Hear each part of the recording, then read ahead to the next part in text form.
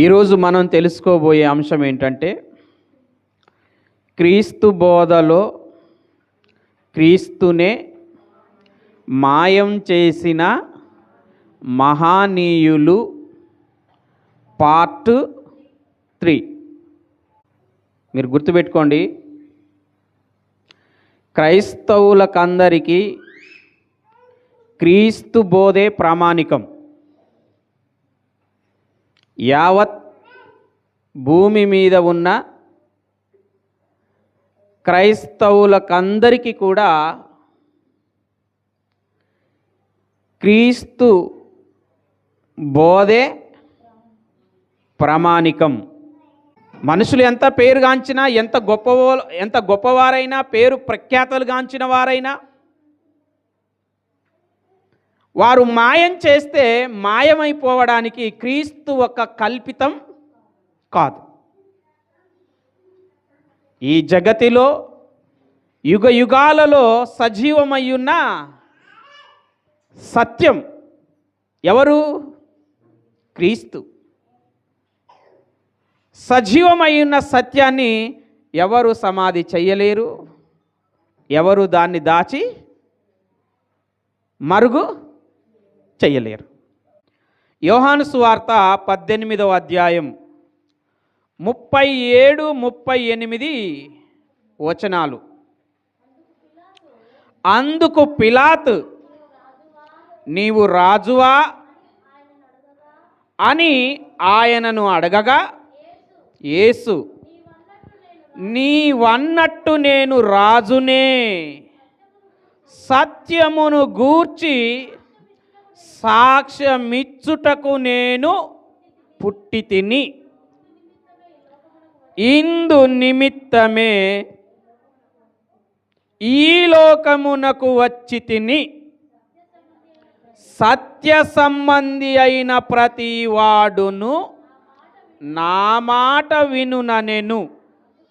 అందుకు పిలాతు, సత్యమనగా ఏమిటి అని యేసుక్రీస్తుని అడిగాడంట.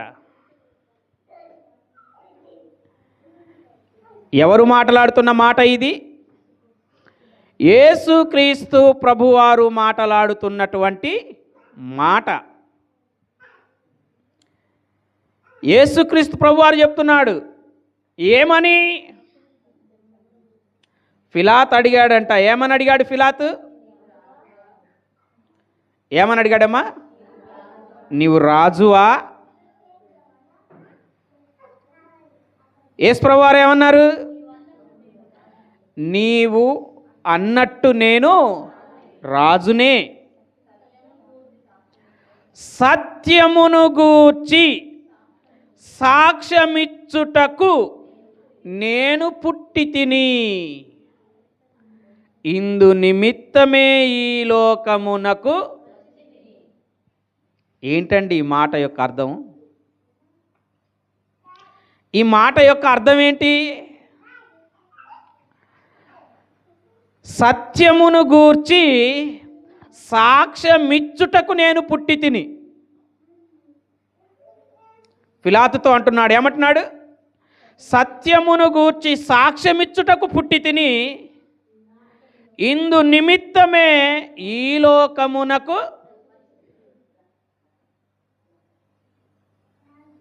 ఎక్కడ పుట్టాడు? ఎక్కడ పుట్టాడు? ఎక్కడ పుట్టాడమ్మా? ఏంటయ్యా ఎక్కడ పుట్టాడు? చెప్పండి, ఎక్కడ పుట్టాడు?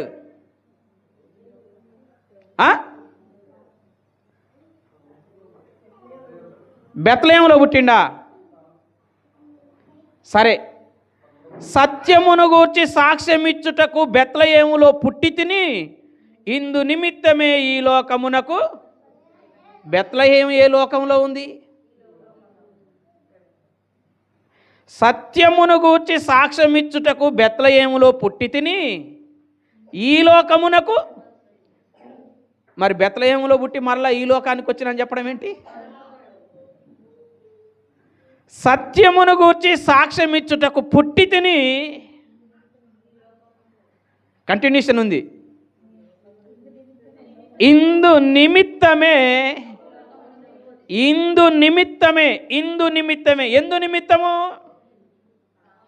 అది సాక్ష్యమిచ్చుట కోసమే. సత్యమును గూర్చి సాక్ష్యమిచ్చుటకు నేను ఎందుకు పుట్టాడమ్మ యేసుక్రీస్తు ప్రభువారు? సత్యమును గూర్చి ఒకటి సాక్ష్యమిచ్చుటకు నేను పుట్టి తిని. దాన్ని కరెక్ట్గా చదవాలంటే ఆ వచనాన్ని కరెక్ట్గా సరిగా విభజించి చదవాలంటే సాక్ష్యమిచ్చుటకు నేను పుట్టి తిని, సాక్ష్యం ఇవ్వటం కోసమే వచ్చి తిని. కరెక్ట్గా దాన్ని చదవాలంటే ఏముంటుంది?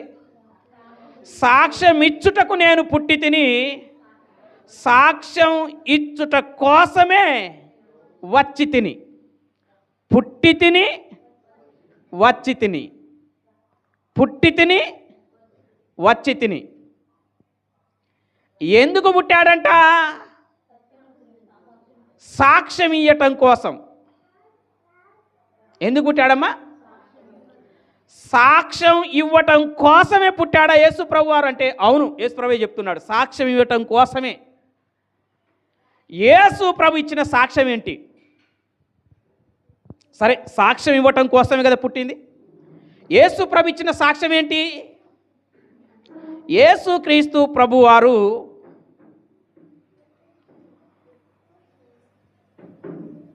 ముగ్గురి ముందు నిలబడ్డాడు. సిలువ వేయబడే ముందు గెత్సెమనే తోటలో బంధింపబడి ముగ్గురి ముందు క్రీస్తు ప్రభువారు నిలబడ్డాడు. ప్రధాన యాజకుని ముందు, పిలాతు ముందు, హేరోదు ముందు. ఇద్దరి ముందు తానెవరో చెప్పుకున్నాడు, ఒక్కరి ముందు మౌనం వహించాడు. ప్రధాన యాజకుని ముందు సాక్ష్యం చెప్పుకున్నాడు. అర్థమైందా? అంటే ప్రధాన యాజకుని ముందు ఏం చెప్పాడు? సాక్ష్యం చెప్పుకున్నాడు. పిలాతు ముందు తానెవరో చెప్పుకున్నాడు. హేరోదు చాలా ప్రశ్నలు వేసిందంట, కానీ హేరోదు అనేకమైన ప్రశ్నలు వేసిన వాటిలో ఏ ఒక్కదానికి యేసుక్రీస్తు ప్రభువారు రెస్పాన్స్ కాలే, సమాధానం ఇవ్వాలి, మౌనం వహించాడు.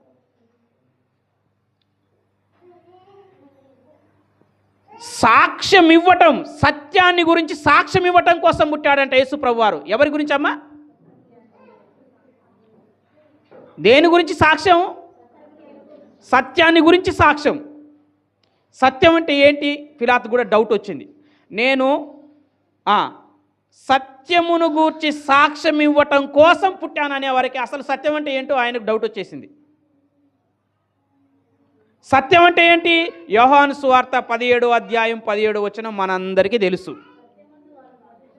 నీ వాక్యమే సత్యం. వాక్యమే సత్యం. సత్యం అంటే ఏదో కాదు. సత్యం అంటే ఏంటి? సత్యమే వాక్యం. ఆ వాక్యమే శరీరాన్ని ధరించుకొని పిలాతు ముందు నిలబడ్డది కదా. యోహాను సువార్త 1వ అధ్యాయం 14వ వచనంలో ఏముంటుంది? ఆ వాక్యమే. ఆ వాక్యమే అంటే ఆ వాక్యం ఏ వాక్యం అంటే అర్థం కావాలంటే సత్యమై ఉన్న వాక్యమే, పరలోకంలో దేవుని దగ్గర ఉన్న వాక్యమే. ఆ వాక్యము శరీరాన్ని ధరించుకొని పిలాతు ముందు నిలబడ్డది. అర్థమైందా? ఇంకా యోహాను సువార్తలోనే 14వ అధ్యాయం 6వ వచనంలో ఏముంటుంది? నేనే సత్యం, నేనే సత్యం, నేనే సత్యం.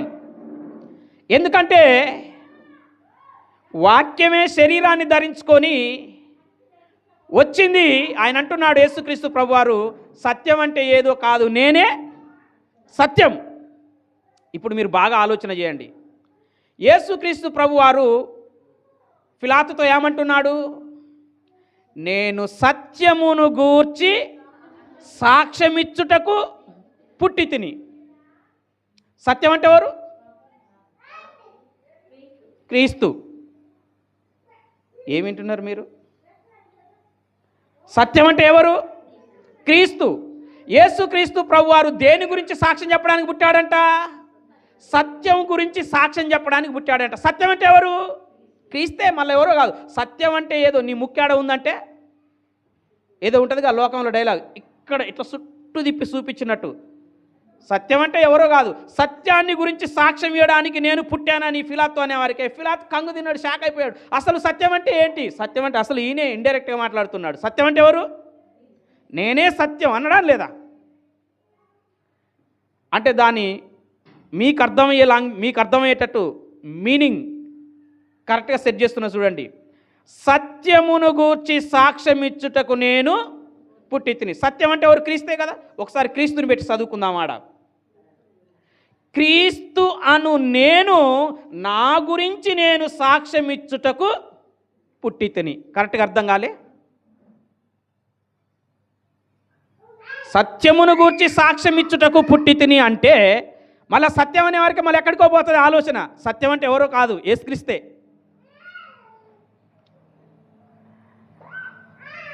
నా గురించి, సత్యమను నా గురించి నేను సాక్ష్యం ఇచ్చటం కోసం నేను. అయితే యేసుక్రీస్తు ఎందుకు పుట్టాడంట? ఆయన గురించి ఆయన సాక్ష్యం చెప్పుకోవడానికి పుట్టాడంట. ఆయన గురించి ఆయన ఏమని సాక్ష్యం చెప్పుకున్నాడు? ఫిలాతు ముందు ఏమన్నాడమ్మా? ఒకటి, ఇక్కడ ఫిలాతు కనిపిస్తూనే ఉంటున్నాడు. ఫిలాతు ముందు ఏమని చెప్పుకుంటున్నాడు? నువ్వు రాజువా అని అన్నాడు. అంటే ఏమన్నాడు? ఎస్, నేను రాజునే అని అన్నాడు. ప్రధాన యాజకుని ముందు ఏమని ఒప్పుకున్నాడు? ఏమని ఒప్పుకున్నాడమ్మా ప్రధాన యాజకుని ముందు? మత్తయి సువార్త 26వ అధ్యాయం 63వ వచనం. అందుకు ప్రధాన యాజకుడు యేసుక్రీస్తును చూచి, నీవు దేవుని కుమారుడవైన క్రీస్తు అయితే ఆ మాట మాతో చెప్పుమని జీవము గల దేవుని తోడని నీకు ఆనబెట్టుచున్నానెను. అందుకు యేసు, నీవు అది. ఇక్కడ ఎవరెవరున్నారు? ప్రధాన యాజకులున్నారు, మహాసభ వారందరూ గుమ్మిగూడి సభగాయి ఆ సభలో క్రీస్తు వారి ముందు సాక్ష్యం ఇస్తున్నాడు. మనకు కూడా యేసుక్రీస్తు ప్రభువారు ఏం చెప్పాడు? మనుష్యుల ఎదుట ఎవడు నన్ను ఒప్పుకొనునో పరలోకమందున్న నా తండ్రి ఎదుట దూతల ఎదుట నేను వాణ్ణి ఒప్పుకుంటాను. ఎవడు ఎరగననునో నేను వాణ్ణి, నా తండ్రి ఎదుట వాణ్ణి నేను ఎరగనందును. అంటే యేసుక్రీస్తు ప్రభు వారు ప్రధాన యాజకుల ఎదుట, మహాసభ ఎదుట ఏమని సాక్ష్యం ఇస్తున్నాడు? ప్రధాన యాజకుడు అడుగుతున్నాడు, నీవు దేవుని కుమారుడవైన క్రీస్తువా? ఆ మాట మాతో చెప్పు, దేవుని పేరట నీకు ఆనబెట్టుచున్నామంటే ఏమన్నాడు? ఎస్, నేను నీవన్నట్టు నేనెవరిని? దేవుని కుమారుణ్ణి. దేవుని కుమారుణ్ణి. వాళ్ళేమన్నారు? వాళ్ళు బట్టలు చింపుకొని దేవదూషణ చేస్తూ ఉన్నాడు. ఇక మనకు సాక్ష్యాలతో పని. ఈయనే సాక్ష్యం చెప్పుకున్నాడు. ఇక మనకు సాక్ష్యాలతో పని లేదు. ఎందుకు? ఈయనే సాక్ష్యం చెప్పుకుంటున్నాడు. ఏమని చెప్పుకుంటున్నాడు? నేను దేవుని కుమారుడనని సాక్ష్యం చెప్పుకుంటున్నాడు. ఇక మనకు సాక్ష్యాలతో పని లేదని ప్రధాన యాజకుడు అక్కడ ఉన్న వారందరూ అంటున్నారు. యేసుక్రీస్తు ఎందుకు పుట్టాడు? నా గురించి నేను సాక్ష్యం ఇచ్చుటకు పుట్టి. ఏమని సాక్ష్యం ఇచ్చుకుంటున్నాడు? నేను దేవుని కుమారుడనని సాక్ష్యం ఇచ్చుకుంటున్నాడు. ఇక్కడ ఒక్కనే కాదు, సువార్తలన్నీ మనం చదువుకుంటూ వస్తే యేసు ప్రభుని అడుగుతారు ప్రతి చోట, ఏమని? నువ్వు ఎవరో చెప్పు, మాకు సందేహం ఉంది, నువ్వు క్రీస్తు అయితే చెప్పు అని వారు అడిగితే యేసుక్రీస్తు ఏమంటాడు? నేను చెప్తా కానీ మీరు నమ్మరు. ఆన్సర్ అప్పుడే వచ్చేసింది. నేను చెప్తా, మీరేమో మంచిగా అడుగుతారు. ఏమని అడుగుతారు? నువ్వు ఎవరో చెప్పు, మాకు సందేహం ఉందని అంటారు. నువ్వు క్రీస్తు అయితే చెప్పు, మెస్సయ్య అయితే చెప్పు, దేవుని కుమారుడు అయితే చెప్పు అని వాళ్ళే అడుగుతారు. కానీ యేసు ప్రభు ముందే ఆన్సర్ చెప్తాడు. ఏమని? నేను చెప్తా కానీ మీరు నమ్మరు. సరే ఏం కాదు, ఒకసారి చెప్పు. ఒకసారి చెప్పనా? నేను దేవుని కుమారుణ్ణి, దేవుడు నాకు సొంత తండ్రి. ఇక చూసినావా, దేవదూషణ చేశాడు, రాళ్ళు తీసుకొని రా, కొట్టి చంపుదాం. చెప్పకపోతే వారు అడుగుతూనే ఉంటారు చెప్పింది దానిక. చెప్పితేనేమో యేసుక్రీస్తు ప్రభువారు సేవ ప్రారంభించిన నాటి నుండి మరణించే అంతవరకు కూడా ఇదే ప్రశ్నతో అందరూ క్రీస్తును ప్రశ్నించారు. కానీ ఎక్కడ కూడా క్రీస్తు మాట మారలే. బాప్తిసం తీసుకున్నప్పుడు ఎవరు వచ్చారు? అపవాదిగాడు వచ్చాడు. దేనితో ప్రారంభమైంది ఆయన సేవా జీవితం? నీవు దేవుని కుమారుడవైతే అన్న కానించి ప్రారంభమైంది, అంతే కదా. ఆయన బాప్తిసం తీసుకోగానే ఎవరు వచ్చారు? అపవాదిగాడు వచ్చాడు. అపవాదిగాడు వచ్చి అరణ్యంలో శోధిస్తున్నాడు. ఏ పదముతో, ఏ మాటతో శోధిస్తున్నాడు? నీవు దేవుని కుమారుడా, దేవుని కుమారుడవైతే అన్న సందేహముతో ప్రారంభమైనటువంటి క్రీస్తు సేవా జీవితం అదే మాటతో సమాప్తమయ్యింది. యేసు ప్రభుని సిలువ వేసేటప్పుడు ఏ నియమం చొప్పున సిలువ వేశారు? యోహాను సువార్త 19వ అధ్యాయంలో ఉంటుంది. యూదులు, యాజకులు, ప్రధాన యాజకులు అందరూ ఏమని సిలువ వేశారు? మాకు ఒక నియమము కలదు, ఇతడు పదే పదే పదే పదే చెప్పిన మాటే చెప్పి చెప్పి చెప్పి మమ్మల్ని చంపేస్తున్నాడు. ఏమని? నేను దేవుని కుమారుడనని చెప్పుకుంటున్నాడు గనుక ఇతడు సావలే. అంటే ఏ పదముతో క్రీస్తు ప్రభు సేవా జీవితం ప్రారంభమైందో, ఏ మాటతో, అదే మాటతో ఆయన సేవా జీవితం ఎక్కడనైనా నేను కాదు అని చెప్పాడా యేసుక్రీస్తు ప్రభు వారు? అది అంటే నేను సాక్ష్యం ఇవ్వటం కోసం నేను పుట్టాను. ఏం సాక్ష్యం అంటే సత్యాన్ని గురించి సాక్ష్యం ఇవ్వటం కోసం నేను పుట్టాను. సత్యం అంటే ఎవరు? సత్యం అంటే మళ్ళీ ఎవరు కాదు, నేనే. నా గురించి నేను సాక్ష్యం ఇవ్వటం కోసం నేను పుట్టాను. ఆయన గురించి ఏమని సాక్ష్యం చెప్పుకున్నాడు? నేను దేవుని కుమారుణ్ణి. దేవుని కుమారుడు అంటే మరి మనం కూడా దేవుని కుమారులమే కదా. మనం కూడా దేవుని కుమారులమే అని ఉందా లేదా? మనము దేవుని పిల్లలం. ఆత్మ తానే మన ఆత్మతో కూడా ఏమని సాక్ష్యం ఇస్తుందట. ఎందరూ దేవుని ఆత్మ చేత నడిపింపబడుదురో వారందరూ దేవుని కుమారులు, వారసులము. అర్థమైందా? కానీ యేసుక్రీస్తు ప్రభువారు ఏమని చెప్పుకున్నాడో తెలుసా? యోహాను సువార్త 5వ అధ్యాయం 18వ వచనం, దేవుడు నా సొంత తండ్రి అని చెప్పుకున్నాడంట. ఏమని? దేవుడు నా సొంత తండ్రి. అర్థమైందా? మీరందరూ ఏమని చెప్పుకుంటారు? నేను బాప్తిసం ఇచ్చిన వాళ్ళంతా ఏమంటారంటే మా ఆత్మీయ తండ్రి అంటే ఎవరు చెప్పుకుంటారు? పాస్టర్ జాన్ మార్క్ గారు బాప్తిసం ఇచ్చారు, ఆత్మీయంగా నడిపించాడు, ఆత్మీయ తండ్రి అని చెప్పుకుంటారు. మీరు నన్ను తండ్రి అని చెప్పుకున్నంత మాత్రాన నేను చచ్చిపోయినాక ఈ బిల్డింగ్ మా తండ్రిదే, నాకు హక్కు వాట వస్తారా? మీరు వస్తారా? చెప్పండి, ఇప్పుడే చెప్పండి. ఈ బిల్డింగ్ కట్టడానికి 20 లక్షలు అయింది. వామో మా ఆత్మీయ తండ్రి కట్టించిన బిల్డింగ్ ఇది, ఇందులో నాకు ఆయన తండ్రి వాట వస్తారా? ఎవరు వస్తారు మరి? అంటే మీరు కడుపున పుట్టలేదా? అది యేసుక్రీస్తు ప్రభువారు ఏమని చెప్పాడంట? సొంత తండ్రి. మా శ్రీమంతుడు చెప్తాడు, మా నాన్న నాకు సొంత తండ్రి అని. మీరు చెప్తారా? ఆత్మీయ తండ్రి అని చెప్తాడు. యేసుక్రీస్తు ప్రభు ఏమని చెప్పాడంట? దేవుడు నాకు సొంత తండ్రి అని చెప్పాడంట.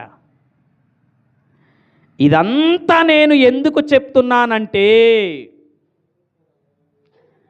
ఇదంతా నేను ఎందుకు చెప్తున్నానంటే, నా గురించి నేను సాక్ష్యమిచ్చుటకు పుట్టి తిని.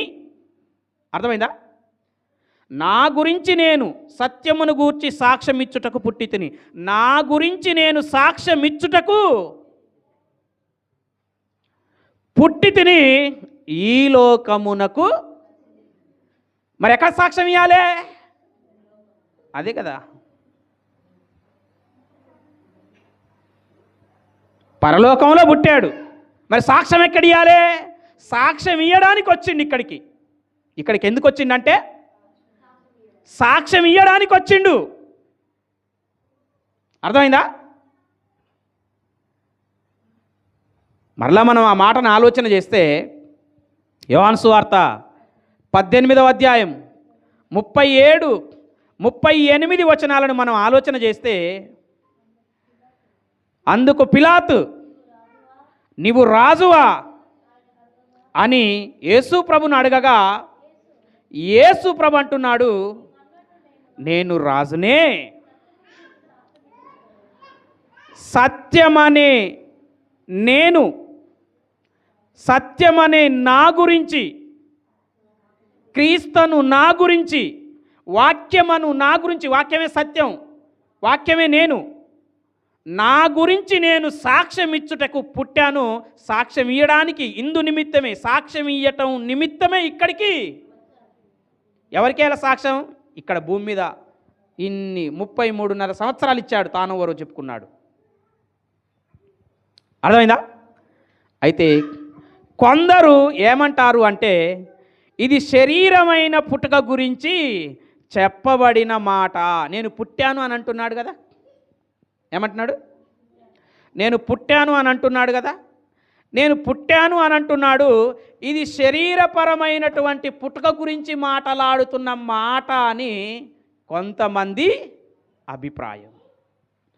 మరికొంతమంది అభిప్రాయం ఏంటంటే, ఇది శరీర పుట్టుక గురించి మాట్లాడుతున్న మాట కాదు, ఇది పరలోకంలో తండ్రి అయిన దేవునికి పుట్టాడు, ఆ పుట్టుక గురించి మాట్లాడుతున్న మాట ఇది.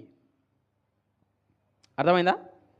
ఇక్కడ మనం పరిశుద్ధ గ్రంథాన్ని చాలా క్షుణ్ణంగా పరిశీలన చేస్తే, యేసుక్రీస్తు ప్రభువారు నేను పుట్టి తిని అన్న ఈ స్టేట్మెంటు కాంట్రవర్సీగా ఉంది.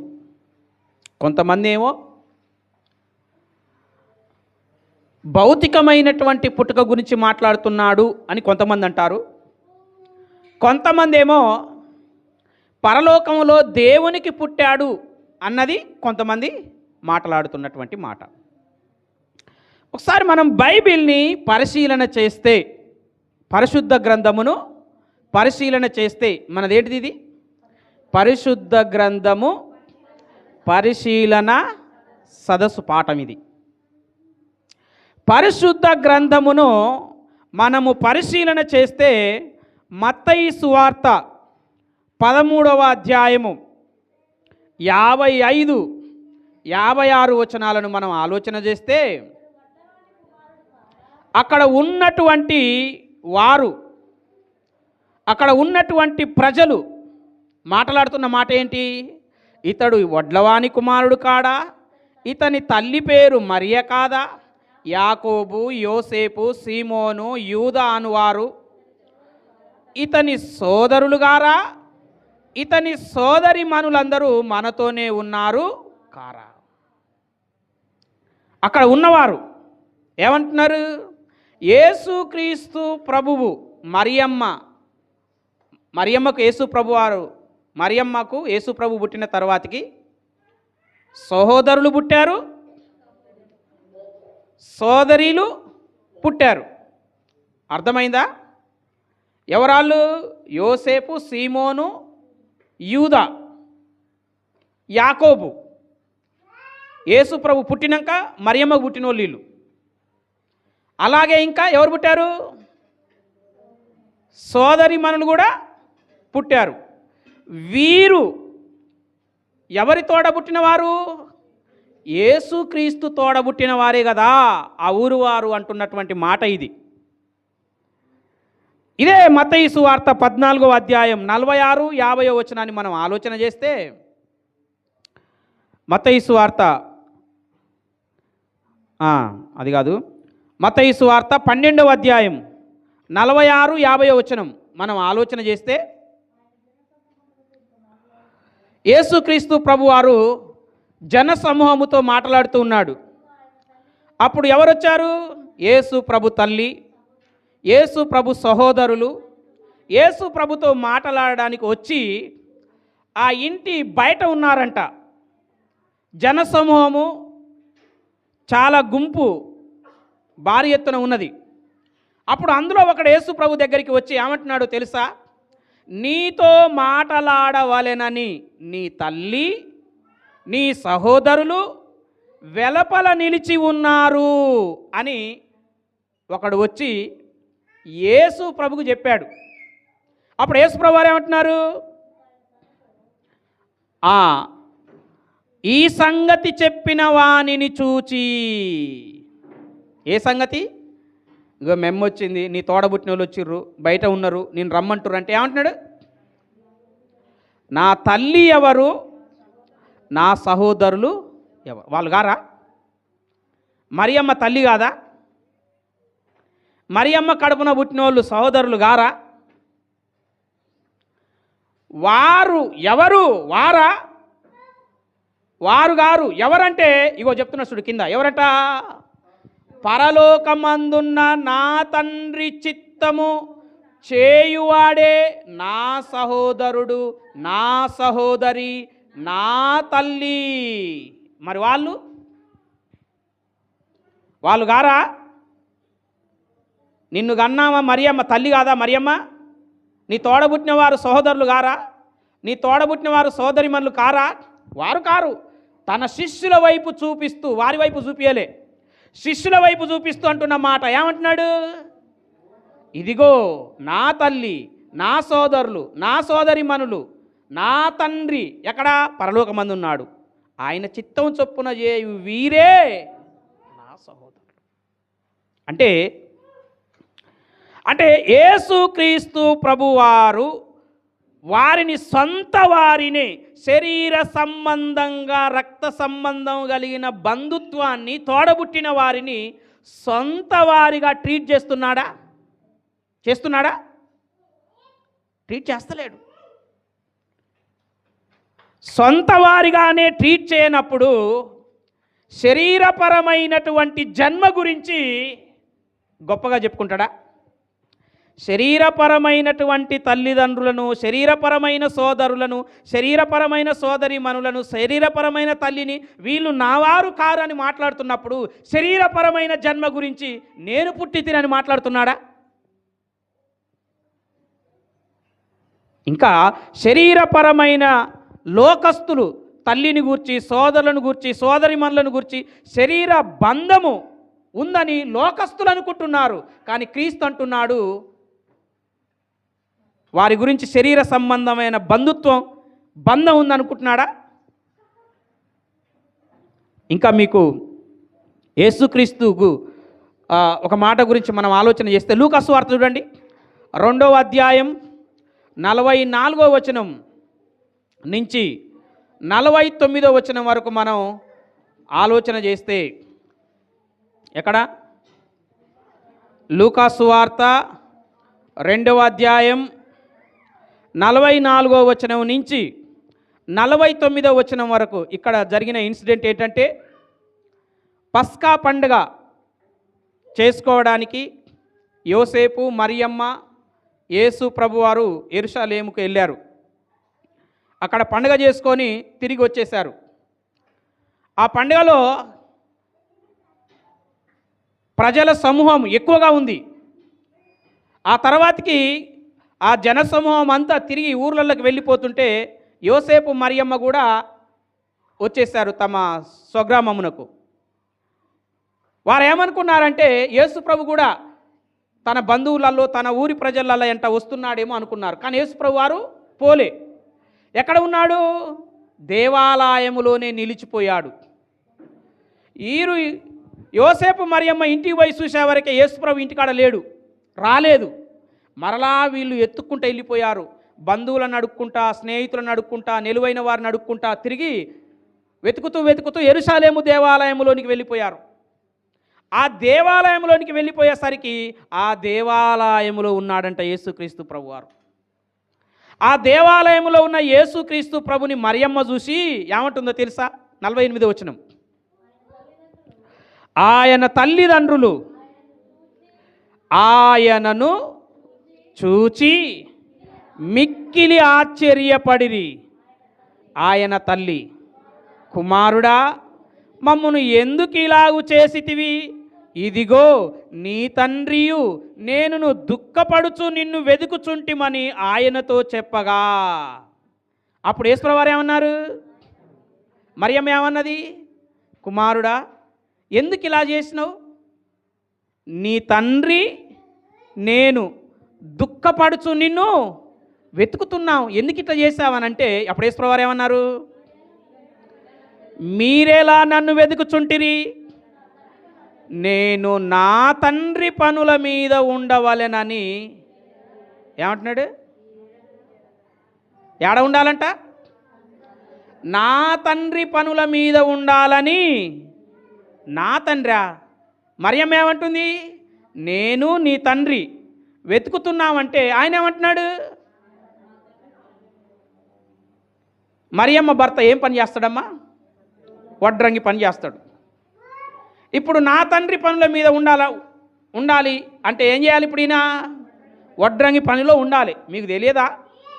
నా తండ్రి వడ్రంగి పని చేస్తాడు, వడ్రంగి పని చేస్తున్నానని మీకు తెలియదా అని అనాలి. అని ఈయన ఏ పని చేస్తున్నాడు? దేవాలయంలో బోధకుల మధ్య బోధ చేస్తున్నాడు. అంటే ఎదురుగా తండ్రిని పెట్టుకొని ఇంకొక తండ్రి గురించి మాట్లాడితే ఇప్పుడు ఈ తండ్రి ఏమనుకోవాలి? ఈయన తండ్రి కాదు. ఏమనుకోవాలి? కుమారుడా, ఎందుకు ఇలా చేస్తున్నావు? నీ తండ్రి నేను దుఃఖపడుచు వెతుకుచున్నావు అని అన్నది. అప్పుడు ఏమనాలే యేసుప్రభువారు? సరే వస్తపా, నాన్నను నిన్ను దుఃఖపెట్టననాలి. కానీ యేసుప్రభువారు ఏమంటున్నారు? మీకు తెలవ, మీరు నన్ను ఎందుకు ఎదుగుతున్నారు? నా తండ్రి పనుల మీద ఉండాలని.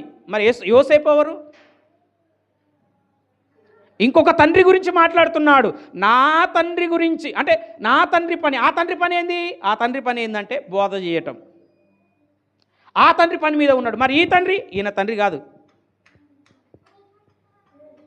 నామమాత్రంగా తండ్రి. అంటే మనం ఆలోచన చేయాలి. అంటే శరీరపరమైన తండ్రిని తండ్రిగా చెప్పుకోవడం లేదు, శరీరపరమైన తల్లిని తల్లి అని చెప్పుకోవడం లేదు, శరీరపరమైన సోదరులను సోదరులని చెప్పుకోవడం లేదు, శరీరపరమైన సోదరి మనులను నా తోడబుట్టిన శల్యులని చెప్పుకోవడం లేదు. అలాంటప్పుడు భూమి మీద పుట్టిన శరీర సంబంధమైన పుట్టుకను ఈ పుట్టుకే పుట్టాను అని శరీరపరమైన పుట్టుక గురించి మాట్లాడుతున్నాడా? ఒకవేళ శరీరపరమైన పుట్టుకకు అంత విలువ ఇచ్చినప్పుడు మరి శరీరపరమైనటువంటి బంధువులు తోడబుట్టిన వాళ్ళకు కూడా విలువ ఇవ్వాలి కదా. ఇవ్వాలా ఇవ్వద్దా? చాలా సందర్భాలలో కొన్ని సందర్భాలలో మరియమ్మను తల్లి అన్న సందర్భాలు ఉన్నాయి, కానీ యోసేపును తండ్రి అన్న సందర్భం బైబిల్లో ఒకటి లేదండి. అర్థమైందా? మరియమ్మను తల్లి అమ్మ అని సంబోధించిన సందర్భాలు ఉన్నాయి, కానీ యోసేపును తండ్రి అని భావించిన అని పిలిచిన సందర్భాలు ఉన్నాయా? అంటే శరీరపరమైనటువంటి పుట్టుక గురించి, దేని గురించి? శరీరపరమైనటువంటి పుట్టుక గురించి మాట్లాడుతున్నాడా యేసుక్రీస్తు ప్రభువారు? శరీరపరమైన పుట్టుక ఎలాంటిది? శరీరాన్ని గురించి ఏమన్నాడు యేసుక్రీస్తు ప్రభువారు?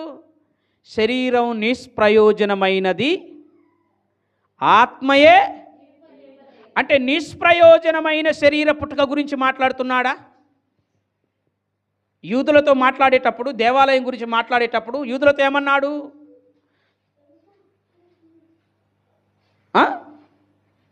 అబ్రహాము కన్న ముందే ఉన్నాను అని చెప్పాడు.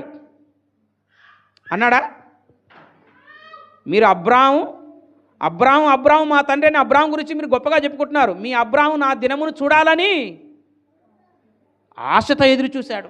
నేను అబ్రాహాము పుట్టక మునిపే ఉన్నాను అంటే అప్పుడు శరీరం గురించి మాట్లాడుతున్నాడా, ఆత్మ గురించి మాట్లాడుతున్నాడా?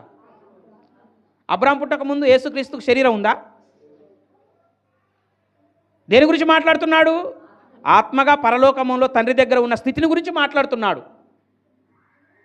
అంటే ఇక్కడ పిలాతు దగ్గర నేను పుట్టి తిని అని శరీర పుట్టుక గురించి మాట్లాడుతున్నాడా?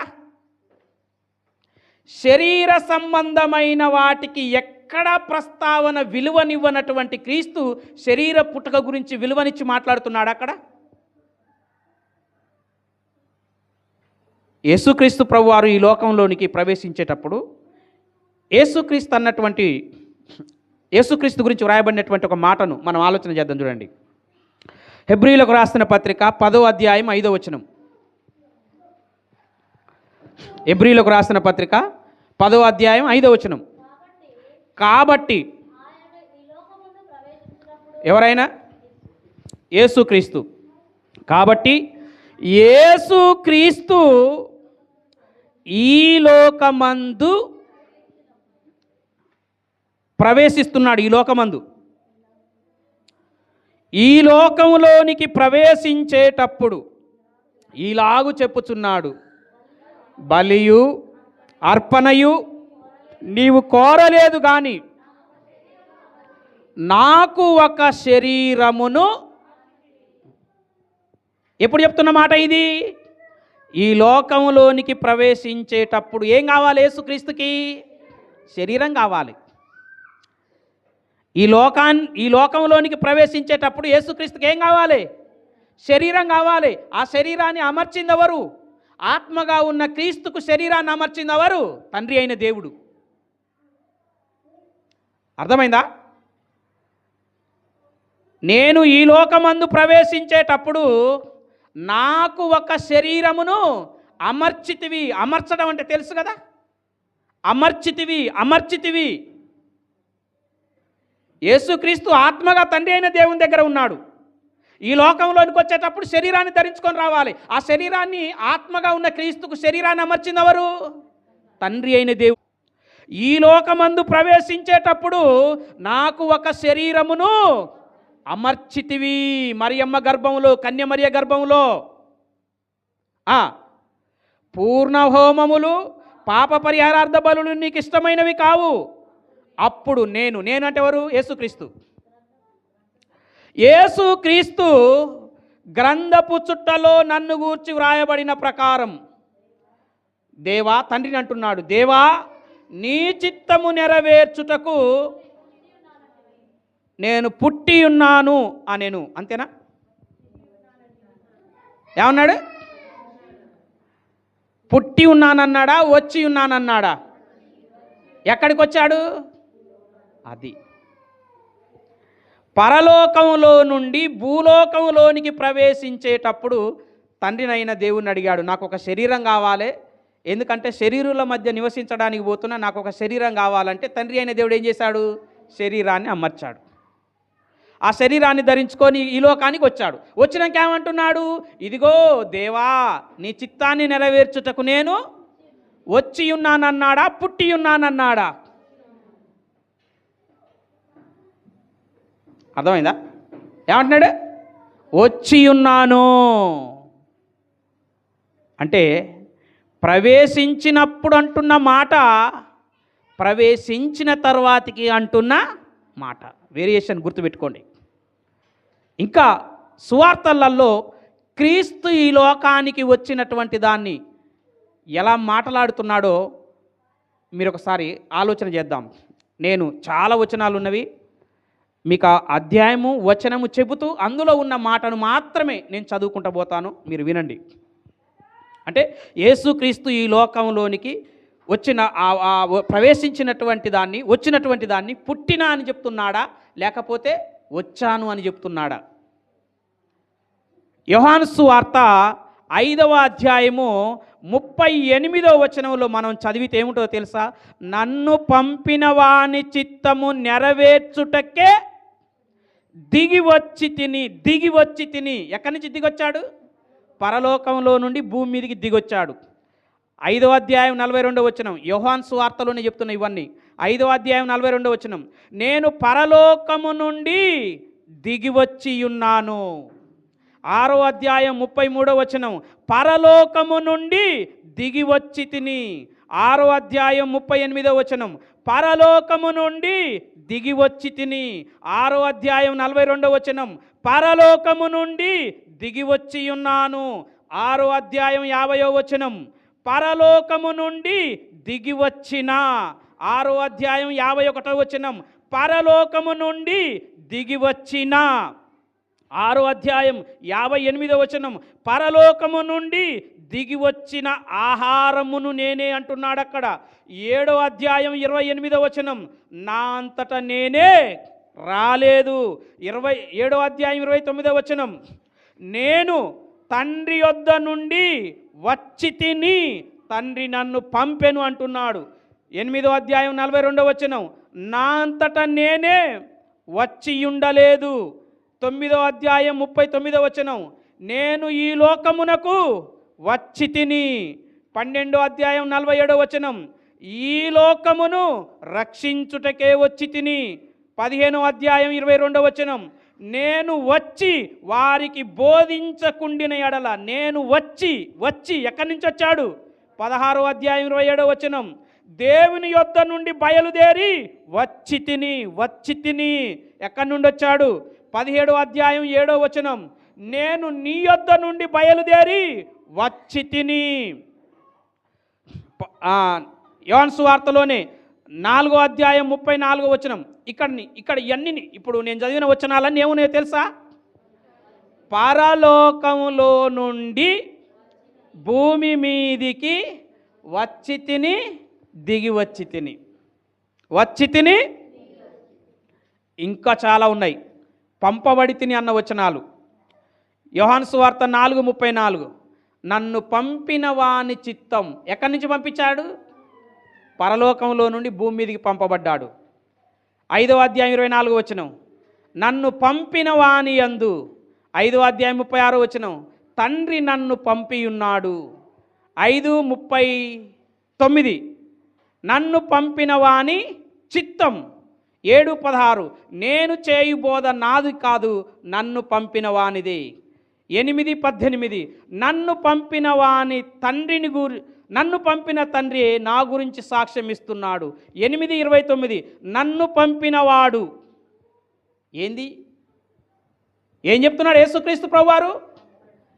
పరలోకంలో నుండి భూమి మీదికి వచ్చినటువంటి స్థితిని నేను పుట్టాను అని చెప్తున్నాడా? ఏమన్నాడు? వచ్చాను అని చెప్పుకుంటూ పిలాతు దగ్గరికి వచ్చేసరికి ఏమంటున్నాడంటే, ఏమమ్మా, ఈ నిష్ప్రయోజనమైన శరీరం గురించి మాట్లాడుతున్నాడా? పుట్టుక గురించి? పరలోకంలో నుండి భూమి మీదకి వచ్చింది ఏంటిది? శరీరమా? పిలాతు దగ్గర అంటున్నాడు, నేను పుట్టి తిని ఇందు నిమిత్తమే ఈ లోకానికి పుట్టి తిని వచ్చి తిని. ఎక్కడ పుట్టాడు? పరలోకంలో పుట్టాడు. పరలోకంలో పుట్టి భూలోకానికి ఎందుకు వచ్చాడంట? సాక్ష్యం ఇయ్యడానికి వచ్చాను. ఎవరికి? మనకే. ఏమని సాక్ష్యం ఇయ్యడానికి? దేవుడు నాకు తండ్రి, మీకు తండ్రి, మనందరికీ అది చెప్పడానికే వచ్చాడు.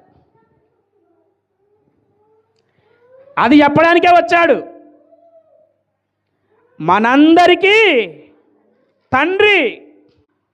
యోహాను సువార్త 8వ అధ్యాయం 12 నుంచి 20 వరకు ఈ ప్యాసేజ్ ఉంది. ఈ ప్యాసేజ్లో 14వ వచనం కానుంచి మనం చదివితే యూదులతో యేసుక్రీస్తు ప్రభువారు మాట్లాడుతున్నాడు. ఏమని మాట్లాడుతున్నాడు? నేను ఎక్కడి నుండి వచ్చి తినో, ఎక్కడికి వెళ్ళుదునో నేను ఎరుగుదును. ఎక్కడి నుండి వచ్చినో ఏమంటున్నాడు? నేను ఎక్కడ నుండి వచ్చాను. ఎక్కడి నుండి వచ్చాడు? ఇప్పుడు మనం చదివాము. వచ్చి తిని, వచ్చి తిని, దిగి వచ్చి తిని, దిగి వచ్చి తిని, దిగి వచ్చి తిని, పంపబడి తిని, పంపబడి తిని, పంపబడి తిని.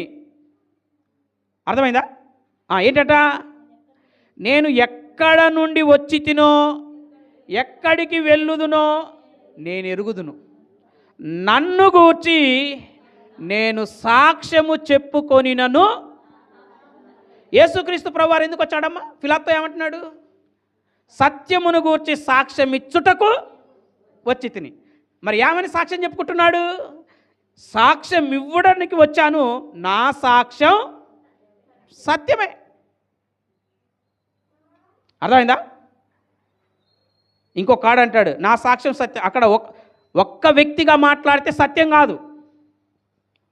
అందుకే నా సాక్ష్యం సత్యం అని ఇక్కడ ఎందుకు అంటున్నాడంటే, నేను ఒక్కడనై ఉండక నేనును నన్ను పంపిన తండ్రి ఇద్దరమై ఉన్నాము గనుక ధర్మశాస్త్రం ప్రకారంగా ఇద్దరి సాక్ష్యం సత్యం. నేను నన్ను పంపిన తండ్రి, మేమిద్దరం ఉన్నాం, మేమిద్దరం ఒకే సాక్ష్యం. తండ్రి ఏమన్నాడు? నా కుమారుడు, నేను కన్నాను అని ఆయన సాక్ష్యం ఇస్తున్నాడు. ఈయనేమంటున్నాడు? ఆయన నా సొంత తండ్రి. సాక్ష్యం వేరువేరుగా ఉందా? ఒకే దాని మీద ఆధారపడి ఉందా? కాబట్టి మా సాక్ష్యం సత్యమే. ధర్మశాస్త్రం ప్రకారంగా ఇద్దరి సాక్ష్యం కావాలి కదా. యేసుక్రీస్తు దేవుని కుమారుడని ఇద్దరి సాక్ష్యం కాదు కదా, చాలామంది సాక్ష్యం ఇచ్చారు. బలమైన వాళ్ళు పరిశుద్ధాత్ముడిచ్చిండు, తండ్రి అయిన దేవుడిచ్చిండు, యేసుక్రీస్తు ఇచ్చిండు, యోహానిచ్చాడు, ఆయన శిష్యులు అపోస్తులు 12 మంది ఇచ్చారు. అర్థమైందా? ఇంతమంది ఇచ్చిన సాక్ష్యం మీ దగ్గర చెల్లదు, మీ దగ్గర చెల్లదు. వాడు పంది తాగినట్టే ఫుల్గా తాగి బార్ షాప్ ముందర వండుకొని పొద్దున్నే వచ్చే సంఘంలో సాక్ష్యం చెప్తే వాని సాక్ష్యం చెల్తుంది. ఇక్కడ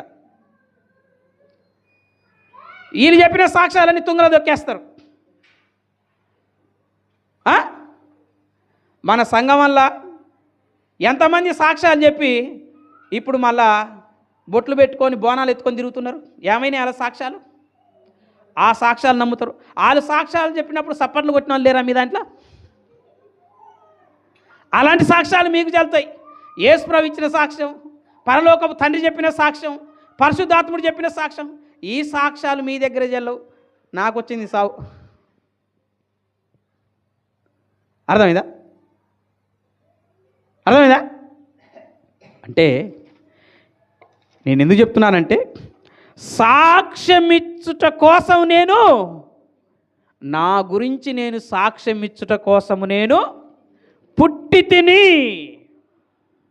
ఏం చేశాడంటమ్మా? సాక్ష్యం ఇచ్చుట కోసం పుట్టి తిని. అంటే నువ్వు ఏ పుట్టుక గురించి అయినా తీసుకో, ఆఖరికి నువ్వు కొంతమంది శరీర ప్రకారంగా ఆలోచన చేస్తున్నారు. శరీర ప్రకారంగా ఆలోచన చేసినా కూడా,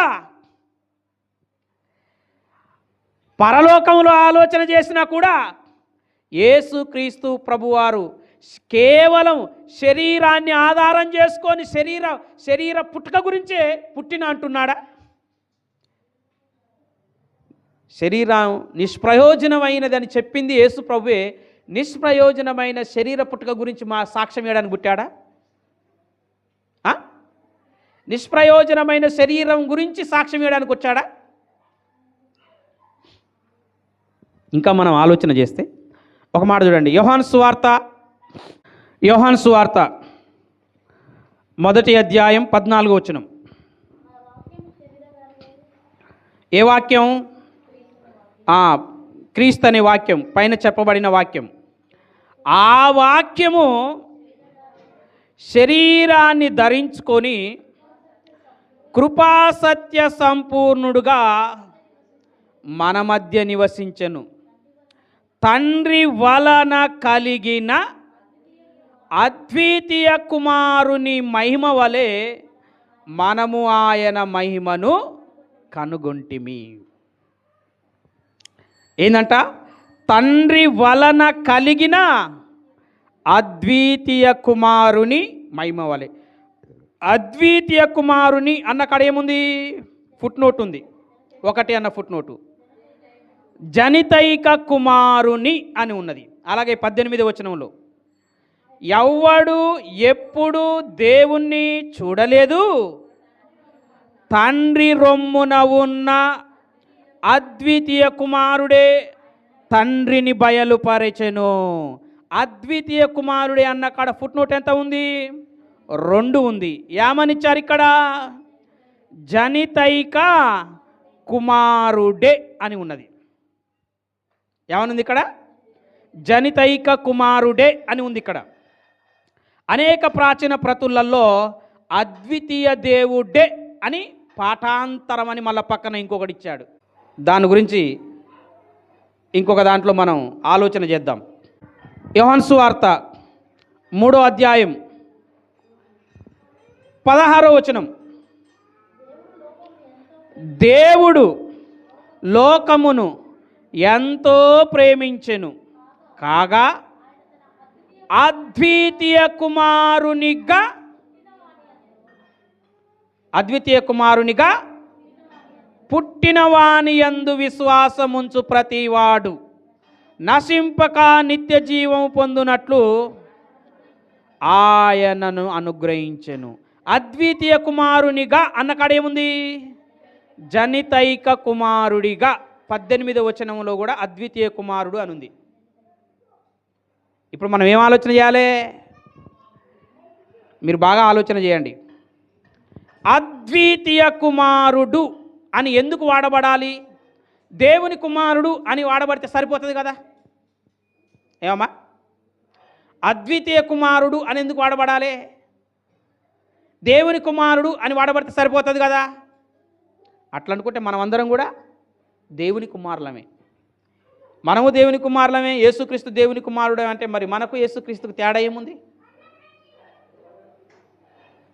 అందుకని ఆయన ఎవరంట? అద్వితీయ కుమారుడు. అందుకే క్రీస్తుకి ఏమని వాడబడిందంటే అద్వితీయ అని వాడబడింది. అద్వితీయ అంటే అర్థమైంది?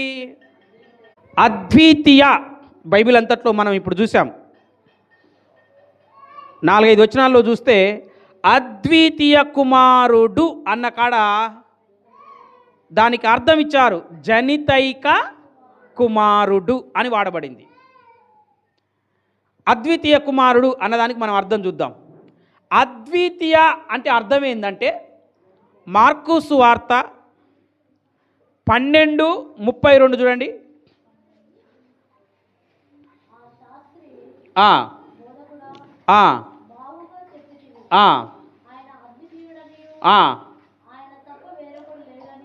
ఆయన అద్వితీయుడనియు ఆయన తప్ప వేరొకడు లేడనియు నీవు చెప్పిన మాట సత్యమే. అద్వితీయుడు, అద్వితీయ అంటే ఇంకొకటి లేదు దాని లాంటిది. అర్థమైందా?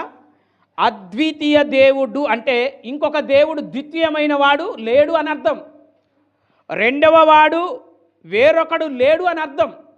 అంటే మనకు అర్థం తెలుసుకోవడానికి ఇక్కడికి వచ్చినాం. అద్వితీయుడు అన్న పదానికి అర్థం ఏంటంటే వేరొకడు, ఇంకొకడు, ద్వితీయుడు, ఇంకొకడు ఉండడు అని అర్థం. యేసుక్రీస్తు అంట ఎవరంట? అద్వితీయ కుమారుడు అని రాయబడింది. అద్వితీయ కుమారుడు అన్న దగ్గర ఫుట్ నోట్లో అర్థం ఏమిచ్చింది? జనితైక కుమారుడు. జనితైక కుమారుడు అంటే అర్థం ఏంటి? జనితైక కుమారుడు అంటే జనించిన కుమారుడు అని అర్థం. జనితైక కుమారుడు అంటే అర్థం ఏంటి? జనిత అంటే పుట్టినది. అర్థమైందా? ఐక అంటే ఒకే ఒక, ఏక. జనితైక అంటే జనించిన, పుట్టిన కుమారుడు, పుట్టినది. జనితైక అంటే జనించిన అంటే అర్థం ఏంటి? మామూలు అర్థాన్ని చూసుకున్నా కూడా ఏంటిది అది? జనితైక అంటే జనించిన కుమారుడు. జనితైక కుమారుడు అంటే అర్థమైంది? ఫుట్ నోట్కి అర్థం చెప్తున్నాను చూడండి. జనితైక కుమారుడు అని అంటే జనించిన కుమారుడు అని అర్థం. ఎవరికి జనించాడు? తండ్రికి జన్మించాడు. అదే అక్కడ అన్నది. యోహాను సువార్త 1:14 తండ్రి వలన కలిగిన అద్వితీయ కుమారుడు. అర్థమైందా? ఎవరి వలన కలిగిండు? అద్వితీయ కుమారుడు అన్న కాడ జనించిన అని పెట్టుకొని చదవండి ఒకసారి. తండ్రి వలన జనించిన కుమారుడు, జన్మింపబడ్డ కుమారుడు. యేసుక్రీస్తుకు ఎవరు జన్మనిచ్చారు? తండ్రి అయిన దేవుడే కదా. అదే దాని అర్థం. తండ్రికి జన్మించిన కుమారుడు, అక్కడే ఉంది అర్థం. అద్వితీయ కుమారుడు అంటే దాని అర్థం ఏమిచ్చారు కింద? జనితైక కుమారుడు. జనితైక కుమారుడు అంటే జన్మించిన కుమారుడు. తండ్రి వలన జన్మించిన కుమారుడు, మరియమ్మ కుమారుడు కాదు. అర్థమైందా?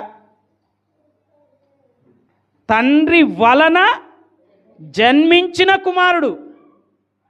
ఎక్కడా? 18 అంటాడు, తండ్రి రొమ్మున ఉన్న. రొమ్మున అంటే మనం పోయినసారి తెలుసుకున్నాం. రొమ్మున అంటే ప్రక్కన.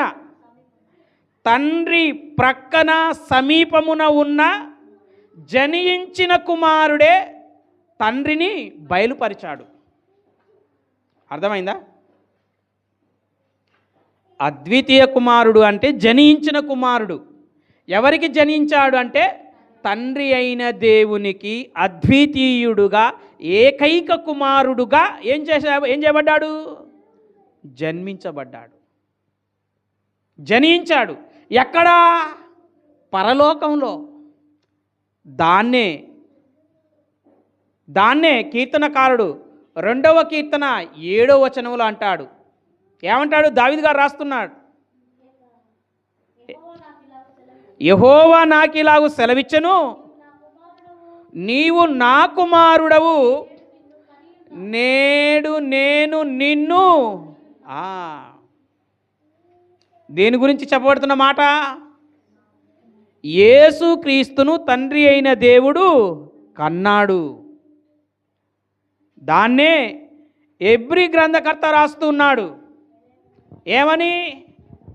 ఎలయనగా నీవు నా కుమారుడవు, నేడు నిన్ను కని ఉన్నాను, నేను ఆయనకు తండ్రినై యుందును, ఆయన నాకు కన్నాను. కాబట్టి యేసుక్రీస్తు ప్రభుతో తండ్రి అయిన దేవుడు చెప్తున్న మాట. ఇంకా హెబ్రీలోకి రాసిన పత్రిక 5:5 ఏముంది అక్కడ?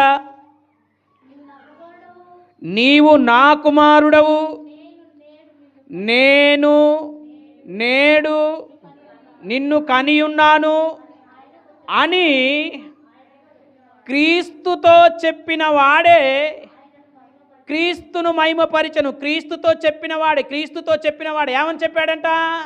నేను నిన్ను కనియున్నాను, నీవు నా. పరలోకంలో తండ్రి అయిన దేవుడు చెప్పాడంట. ఏమని చెప్పాడంట?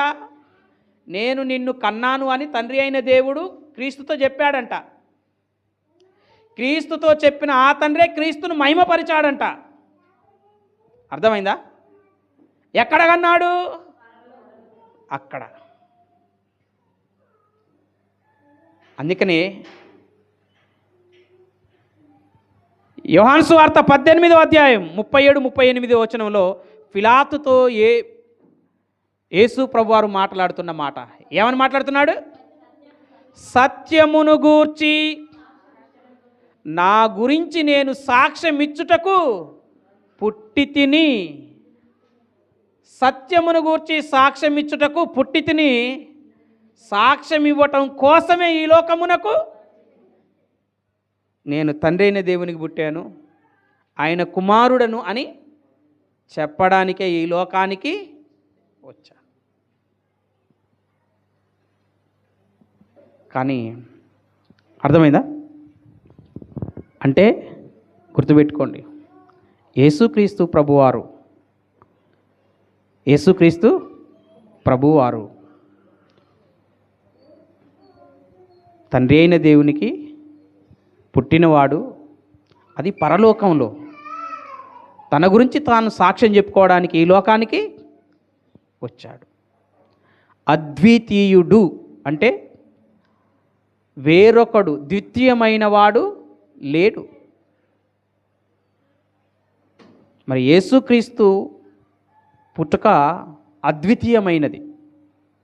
ఆయన మహిమలో తండ్రి అయిన దేవుడులో నుండి వచ్చిన భాగం. మనం మరియమ్మ గర్భంలో నుంచి వచ్చినటువంటి పుట్టుకను ఆలోచన చేసినా కూడా అద్వితీయమైనది. ఎందుకంటే భూమి మీద పుట్టిన ప్రతి ఒక్కరికి తండ్రి ఉంటాడు. తండ్రి లేని మనిషి ఎవరన్నా ఉన్నారా?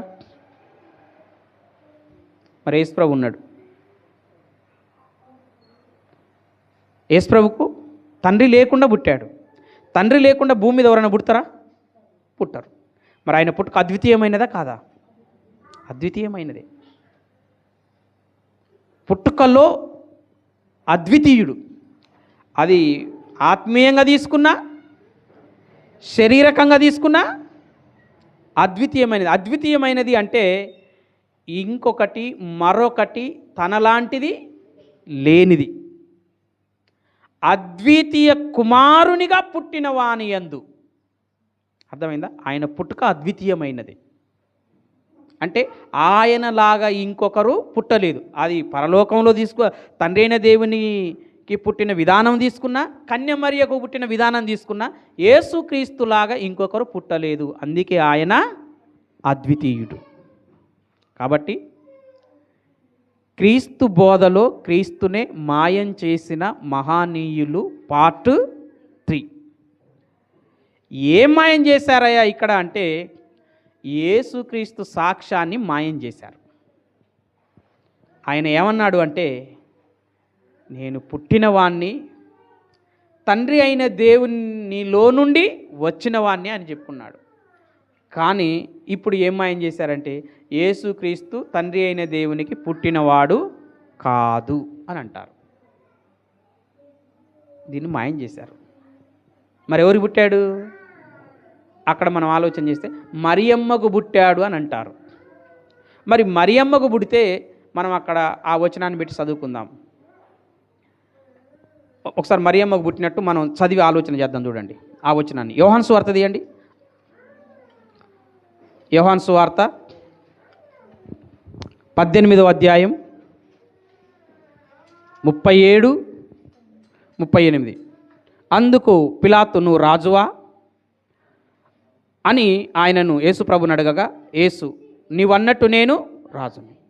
సత్యమును గూర్చి సాక్ష్యం ఇచ్చుటకు నేను బెత్లెహేములో పుట్టి తిని, అందుకోసమే ఈ లోకమునకు